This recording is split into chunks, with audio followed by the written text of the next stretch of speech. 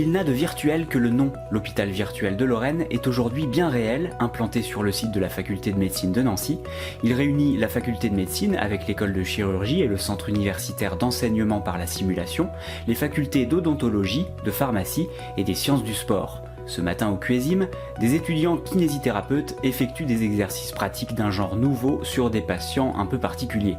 Ce bébé ne souffre pas, même s'il en présente tous les signes. C'est un mannequin robotisé commandé par une opératrice derrière une vitre sans teint. De l'autre côté, les apprentis kinés sont confrontés à une situation très réaliste, avec son lot de stress et d'imprévus. On a vraiment l'impression d'être en situation réelle. On ne peut pas forcément se confronter à des bébés à l'école vraiment vivants.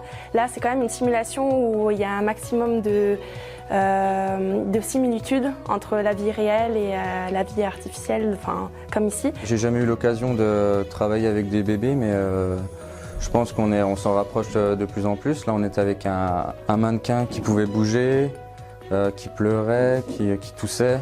Quand on arrive dans la salle et on voit qu'il désature, qu'il y a la fréquence cardiaque qui augmente, forcément on essaie de rechercher tout de suite dans nos connaissances et c'est un petit peu stressant parce que entre ce qu'on apprend en cours et ce qu'on fait réellement, c'est pas du tout la même chose. En effet, apprentissage théorique et simulation se complètent pour que les étudiants puissent appréhender les différentes situations cliniques auxquelles ils seront confrontés lorsqu'ils exerceront. Jamais la première fois sur le patient, c'est un peu la devise de l'hôpital virtuel. C'est en 2014 que le concept se concrétise grâce au rapprochement entre le QESIM et l'école de chirurgie. Unique en Europe, cette structure multidisciplinaire propose des parcours innovants avec une phase de consolidation des techniques, elle aussi basée sur la simulation. Un réel progrès rendu possible par les dernières avancées technologiques. Avant, on a tous été jeunes internes, on apprenait directement à l'hôpital sur les patients. Donc pas du tout de phase sur le modèle virtuel ou le modèle animal.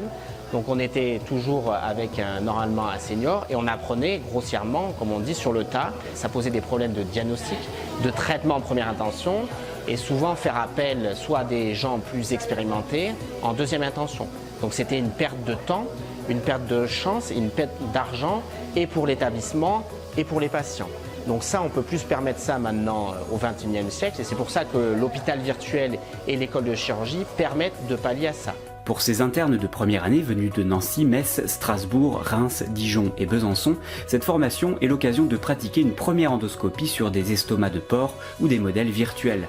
À force de pratique, ils acquerront une expertise dans la maniabilité des instruments avant de plonger dans le grand bain.